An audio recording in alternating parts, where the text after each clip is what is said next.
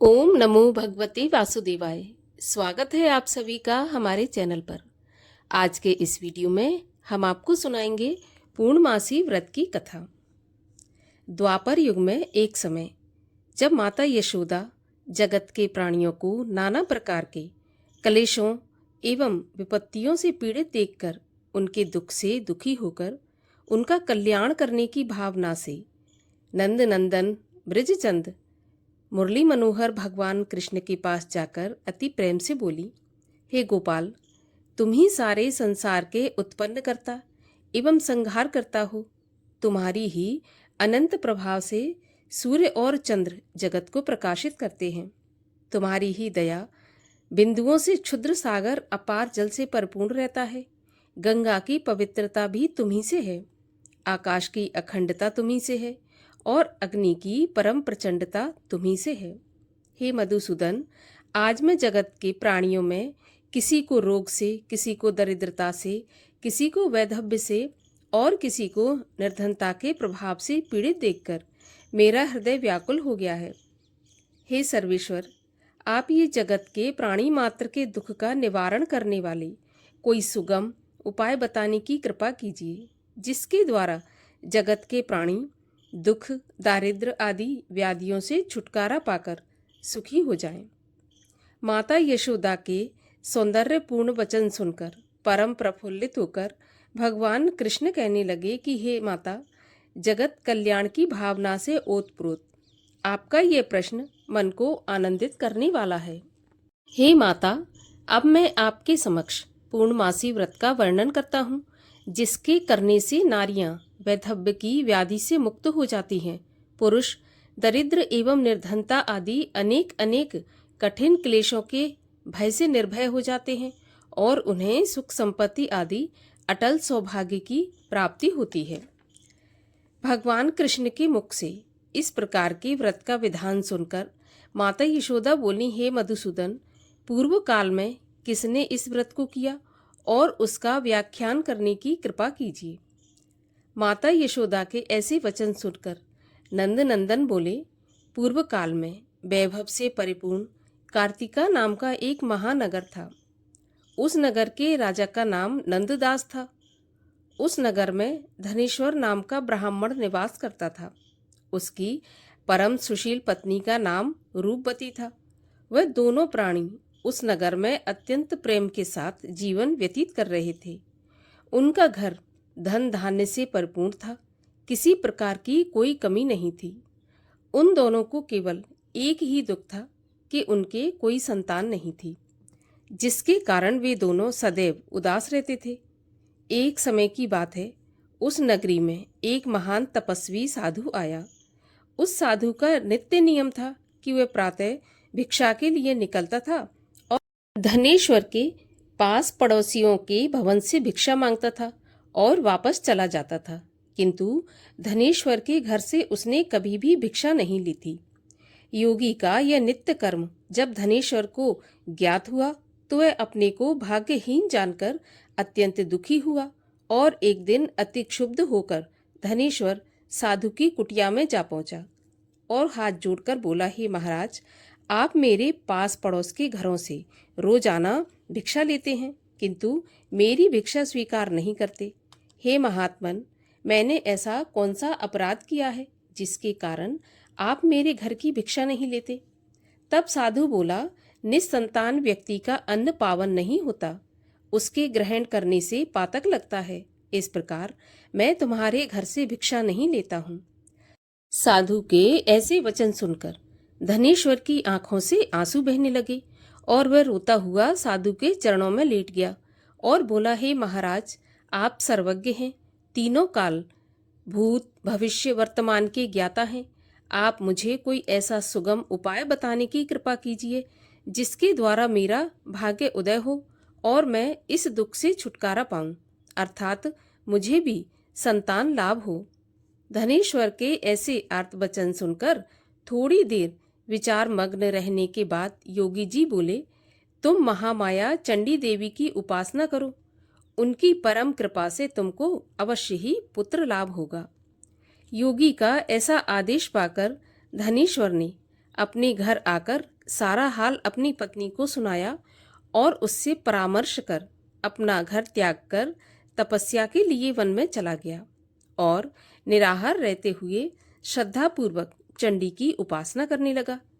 इस प्रकार निराहार तपस्या करते हुए जब 20 दिन व्यतीत हो गए, तब 21वें दिन रात्रि के समय सपने में चंडी देवी उसे दर्शन देकर बोली, धनेश्वर, तेरे एक पुत्र होगा, परंतु वह 16वें साल में काल कलवित होगा। तब धनेश्वर हाथ जोड़कर बोला, हे जगत जननी, आप मुझे कोई ऐसा उपाय बताने की कृपा कीजिए जिससे वह पूर्ण आयु प्राप्त कर सके, असमय मृत्यु को प्राप्त ना हो। तब चंडी देवी बोली, तुम दोनों पति पत्नी यदि 32 पूर्णमासी का व्रत श्रद्धा पूर्वक करो तो तुम्हारा पुत्र चिरायु हो सकता है। तब धनेश्वर बोला, हे माता, इसकी विधि क्या है? तब देवी बोली, संपूर्ण दिवस निराहार रहने के बाद संध्या को एक आटे का दीपक बनाकर स्वच्छ रुई की बत्ती एवं घी के संयोग से प्रज्वलित कर विधि पूर्वक शिवा सहित शिव का पूजन करना। इस प्रकार 32 पूर्णमासी का व्रत करने से पुत्र चिरायु हो जाएगा। अब तुम्हें पुत्र होने का उपाय बताती हूँ। प्रातःकाल तुमको सामने वाले आम के वृक्ष में एक सुंदर फल लगा दिखाई देगा। पेड़ पर चढ़कर तुम उस फल को लाना और जिस दिन तुम्हारी पत्नी ऋतुकाल के पश्चात स्वच्छ होवे तो उसे खिला देना, इससे तुम्हारी कामना पूर्ण होगी। इतना कहकर देवी अंतर्ध्यान हो गई। प्रातःकाल देवी के कहे अनुसार सामने ही आम के पेड़ पर सुंदर फल को लगा देखकर धनेश्वर पेड़ पर चढ़ गया और सावधानी से फल तोड़कर नीचे उतर आया। फिर प्रसन्नता के साथ अपने घर जाकर सारा हाल अपनी पत्नी को सुनाया। दैवयोग से उसकी पत्नी उसी दिन ऋतु स्नान के बाद स्वच्छ हुई थी। उसने शंकर जी को बार बार स्मरण करके वह फल खाया और देवी की परम कृपा से गर्भवती भी हुई। 9 महीने के पश्चात 10वां मास प्रारंभ होते ही उसके एक चंद्रकांति के समान सुंदर एवं स्वच्छ पुत्र उत्पन्न हुआ। देवी की कृपा होने के कारण दोनों पति पत्नी ने उसका नाम देवदास रखा और प्रेम से उसका पालन पोषण करने लगे। अब वह बालक चंद्रकला के समान बड़ा होने लगा। देवी की कृपा से वह बालक पढ़ने लिखने आदि में अति निपुण था। जब वह 7 बरस का हुआ तो धनेश्वर ने अपनी पत्नी को पूर्णमासी व्रत का स्मरण दिलाया और दोनों पति पत्नी नियम पूर्वक पूर्णमासी का व्रत करने लगे। इस प्रकार धीरे धीरे 15 वर्ष व्यतीत हो गए और देवदास ने 16वें वर्ष में पैर रखा। तब धनेश्वर अपनी पत्नी से बोला कि देवी के कथन के अनुसार देवदास 16 साल का होते ही काल कलवित हो जाएगा, परंतु यह हम अपनी आंखों से कैसे देख सकेंगे? मेरा हृदय तो अभी से विदीर्ण हो रहा है। तब पत्नी ने परामर्श दिया कि मेरी राय से देवदास को उसके मामा के साथ शिवनगरी काशी भेज दिया जाए और वहीं पर रहकर विद्या अध्ययन भी करेगा और जिस भगवान शंकर की कृपा से हमें ये प्राप्त हुआ है वही इसे पूर्ण आयु प्रदान भी करेंगे। इस प्रकार आपस में विचार करके देवदास के मामा को बुलाकर दोनों को काशी के लिए रवाना किया और दोनों माता पिता उसकी कुशलता की कामना हेतु पूर्णिमा का व्रत करते हुए दिन व्यतीत करने लगे। देवदास अपने मामा के साथ काशी पाठशाला पर चला गया और कई दिन व्यतीत होने पर एक नगर में जा पहुंचा। जब तक शाम हो गई थी, अतः दोनों मामा भांजे एक धर्मशाला में जाकर ठहर गए। उसी धर्मशाला में एक बारात भी ठहरी थी। देवी प्रेरणा से जब भावर का समय आया तो दूल्हे की तबीयत बिगड़ गई। अब दूल्हे के पिता अत्यंत विकल हो गए। तब किसी ने परामर्श दिया कि इसी धर्मशाला में एक कमरे में दूल्हे के समान ही एक युवक ठहरा है, उसे किसी प्रकार से संतुष्ट करके उसी के साथ भावरें डलवा दी जाएं और अन्य जो भी कार्य होंगे वह वर के साथ हो जाएंगे। सबकी सम्मति से लड़के के पिता ने देवदास के मामा के पास जाकर निवेदन किया कि अपने भांजे को कुछ देर के लिए हमें प्रदान करें, जिससे मेरे पुत्र का विवाह कार्य संपन्न हो सके। तब उसके मामा ने कहा कि कन्यादान के समय मधुपर्क के अतिरिक्त जो भी कुछ मिलेगा वह मैं ले लूँगा। यदि आपको ये बात स्वीकार हो तो मेरा भांजा आपके कार्य के लिए प्रस्तुत है। वर के पिता ने उसका यह प्रस्ताव तुरंत ही स्वीकार कर लिया और देवदास को दूल्हा बना दिया और उसी के साथ विवाह कार्य संपन्न हो गया और उसे कन्या के साथ भोजन के लिए एकांत भवन में भेज दिया। किंतु देवदास संकोच के मारे भोजन नहीं कर सका और मन में विचार करने लगा कि यह दूसरे की स्त्री और इसके साथ भोजन करने से इसका धर्म नष्ट हो जाएगा। ऐसा सोच के मारे उसकी आंखों से आंसू छलक उठे। यह देखकर वह कन्या बोली, हे देवद्विज, अग्नि एवं अनेक संबंधियों के समक्ष आपको पति के रूप में मैंने स्वीकार किया है। अब मैं किसी दूसरे को अपना पति नहीं बना सकती। तब देवदास बोला कि आपके इस निश्चय से आपका अनिष्ट होगा, क्योंकि मेरी आयु केवल 1 वर्ष ही बची है। अतः इस विचार को अपने हृदय से निकाल दीजिए। तब कन्या बोली, स्वामी, आप मेरी चिंता मत कीजिए। यदि मैं अपने धर्म पर अडिग हूँ तो ईश्वर मेरा कल्याण करेंगे। आप इसकी चिंता त्याग कर प्रेम से भोजन करो। तब देवदास ने उसके साथ भोजन करके शयन किया और प्रातः ब्रह्मवेला में ही शय्या त्याग कर पत्नी को जगाया और उसे दुपट्टा प्रेम पूर्वक प्रदान करके बोला, हे भामिनी, अब मैं तुमसे विदा होकर जनवासी में जा रहा हूँ। यदि परमात्मा की कृपा से जीवित रह गया तो अवश्य मिलूंगा। वैसे मेरी मृत्यु और जीवन जानने के लिए तुम अपने भवन में उत्तम सुगंध वाली नवपल्लिका का पेड़ लगाना और उसे नित्य प्रति अपने हाथों से सींचना। जब तक वह पेड़ हरा भरा फलता फूलता रहे तो मुझे जीवित समझना। कदाचित वह पेड़ मुरझाकर सूख जाए तो जान लेना कि मैं संसार में नहीं रहा। अतः संतोष के साथ मर्यादा का पालन करना। इतना कहकर पत्नी से विदा होकर देवदास अपने मामा के पास जा पहुंचा और दोनों मामा भांजे उसी समय काशी यात्रा पर चल पड़े और कुछ काल के बाद काशी जा पहुंचे। इधर सवेरा होते ही बारात विदा की तैयारी होने लगी और समस्त बारातियों व वर के साथ वर का पिता मंडप में जा पहुंचा। तब उस कन्या ने वर को देखकर अपने पिता को अपने पास बुलाया और बोली, आपने जिसके साथ मेरा विवाह किया है वह यह नहीं है। मेरा पति ये नहीं है, मैं इसके साथ नहीं जाऊंगी। तब तो सभी बाराती बिगड़कर बोले, तुम्हारी शादी इसी के साथ हुई थी, अतः तुमको चलना पड़ेगा। कन्या बोली, मैंने कन्यादान के समय कुछ आभूषण वर को दिए थे, वह दिखाइए कि मैंने क्या क्या गुप्त बातें बताई थी, वह भी सुना दीजिए। यदि सत्य होगा तो मैं जान लूंगी। कन्या के ऐसे वचन सुनकर पक्षाघात से पीड़ित वह वर लज्जित हो गया और समस्त बारातियों के साथ वापस चला गया। काशी जी में निवास करते हुए 1 वर्ष हो आया तो एक दिन काला सर्प उसे डसने की कामना से उसके कमरे में गया। देवदास उस समय सो रहा था, अतः उस सर्प का आगमन जान नहीं सका और उस सर्प के प्रभाव से देवदास के आसपास की सारी धरती काली पड़ गई। परंतु उस विष का प्रभाव देवदास पर नहीं हुआ, क्योंकि उसकी माता 32 पूर्णिमाओं का अपना संकल्प पूरा कर चुकी थी। अतः देवदास के प्राण नहीं निकले और वह जीवित रहा। सांप के निष्क्रिय होने का समाचार जब यमराज को ज्ञात हुआ तो वह अपने वाहन पर सवार होकर देवदास के प्राण लेने को चले। रात्रि का समय था। काशी में काशीपति के गण चारों ओर घूम घूम कर पहरा दे रहे थे। अचानक उनकी दृष्टि यमराज पर पड़ी तो वह उनके आगमन का कारण जानने की उत्सुकता को दबा नहीं सके और यमराज के पीछे पीछे चल दिए। अपने प्रयासों से उनके आने का अभिप्राय ज्ञात कर लिया और ये समाचार देने के लिए वह देवाधिपति शंकर जी के पास पहुंचे और विस्तार से सारा हाल भवानी शंकर को सुनाया।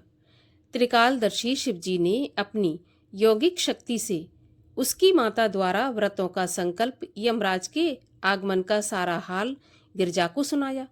यह सुनकर गिरजा मात्र व्यथा से व्यथित हो शिवजी से बोली, हे स्वामी, मेरा निवेदन है कि आप उस अबोध देवदास को अभयदान दीजिए, क्योंकि वह आपकी शरणागत है और उसकी माता ने भी आपकी पूजा करते हुए 32 पूर्णिमाओं का व्रत किया है। इसलिए उस पर कृपा करके देवदास को जीवन दान दीजिए। भक्त वत्सल भगवान शिव ने गौरा के ऐसे वचन सुनकर हर्षित हो देवदास के स्थान पर गए, जहां वह प्राणहीन निश्चल पड़ा था।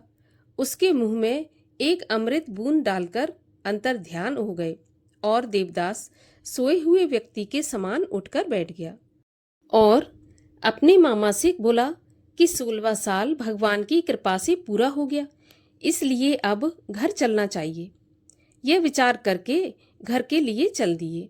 इधर उसकी पत्नी व उसके आदेश के अनुसार नवपल्लिका का पेड़ लगा नित्य पावन जल से सींचती हुई अपने पति के ध्यान में मग्न रहती। जब यमराज ने देवदास के प्राण निकाले, तब नवपल्लिका के मुरझाए हुए पुष्पों को देखकर वह अति व्यथित हो गई और कुछ काल बाद ही जब देवदास को शिवजी ने जीवित कर दिया, तो नवपल्लिका के पुष्प पुनः सुरक्षित एवं प्रभायुक्त हो गए। यह देखकर वह आनंद से अपने पिता के पास जाकर बोली, हे पिताजी, मेरे प्राणनाथ जीवित हैं। आप मेरी विनती पर ध्यान दीजिए और उनका पता लगाने का प्रयत्न कीजिए। अभी बाप बेटी में यह बात हो ही रही थी कि बाहर से समाचार मिला कि आपके दामाद देवदास आपके द्वार पर आ गए हैं। तब दोनों बाप बेटी परम प्रसन्न हो शिवजी का गुणगान करने लगे और अपने संबंधियों को एकत्र कर सबके समक्ष उसकी परीक्षा करके, और परीक्षा में भली भांति जब विश्वास हो गया कि यह वही लड़का है जिसके साथ विवाह हुआ था, तब बड़ा आनंद मनाया और 1 सप्ताह तक उसकी मेहमानी करने के बाद तमाम दहेज आदि के साथ कन्या सहित विदा कर दिया। देवदास पत्नी तथा मामा के साथ अपने गांव जा पहुंचे। घर में पहुंचकर पत्नी सहित माँ बाप के चरणों में शीश नवाया। माँ बाप परम प्रफुल्लित हुए और दोनों को अनेक आशीर्वाद देकर गले से लगा लिया। धनेश्वर ने अपने पुत्र को मृत्यु भय से मुक्त हो जाने पर बड़ा भारी उत्सव किया और ब्राह्मणों को अति प्रसन्न हो दान देकर संतुष्ट किया। यशोदा नंदन श्री कृष्ण बोले, हे माताजी, जो स्त्रियां श्रद्धा भक्ति से इस व्रत को करती हैं, वह वैधव्य की विषम व्याधि से मुक्त हो, अटल सौभाग्यवती हो, सकल सुखों की अधिकारिणी होती हैं। मेरे इन वचनों में लेश मात्र भी संशय नहीं है। व्रत करने वाला चाहे स्त्री हो या पुरुष, भगवान शंकर की कृपा से संसार के सकल आनंद भोगकर अंत में आवागमन रहित होकर शिवलोक को प्राप्त होता है। बोलिए भगवान शिव शंकर की जय। और आइए अब करते हैं भगवान शिव की आरती। ओम जय शिव ओमकारा, स्वामी हर शिव ओमकारा, ब्रह्मा विष्णु सदा शिव अर्धांगी धारा। ओम जय शिव ओमकारा, एकानन चतुरानन पंचानन राजै, हंसानन गरुणासन वृषवाहन साजै। ओम जय शिव ओमकारा, 2 भुज 4 चतुर्भुज 10 भुज ते सोहे, तीनों रूप निरखता त्रिभुवन जन मोहे। ओम जय शिव ओमकारा, अक्षमाला वनमाला मुंडमाला धारी, चंदन मृग मद सोहे, भोले शशिधारी। ओम जय शिव ओमकारा, श्वेतांबर पीतांबर बाघंबर अंगे, सनकादिक ब्रह्मादिक भूतादिक संगे। ओम जय शिव ओमकारा, करु में श्रेष्ठ कमंडल, चक्र त्रिशूल धरता, जग करता जग हरता, जग पालन करता। ओम जय शिव ओमकारा, ब्रह्मा विष्णु सदा शिव, जानत अविवेका, प्रणवाक्षर के मध्य ये तीनों एका। ओम जय शिव ओमकारा, त्रिगुण शिव जी की आरती, जो कोई जन गावे, कहत शिवानंद स्वामी, सुख संपत्ति पावे। ओम जय शिव ओमकारा। बोलिए शिव शंकर महादेव की जय, माता पार्वती की जय।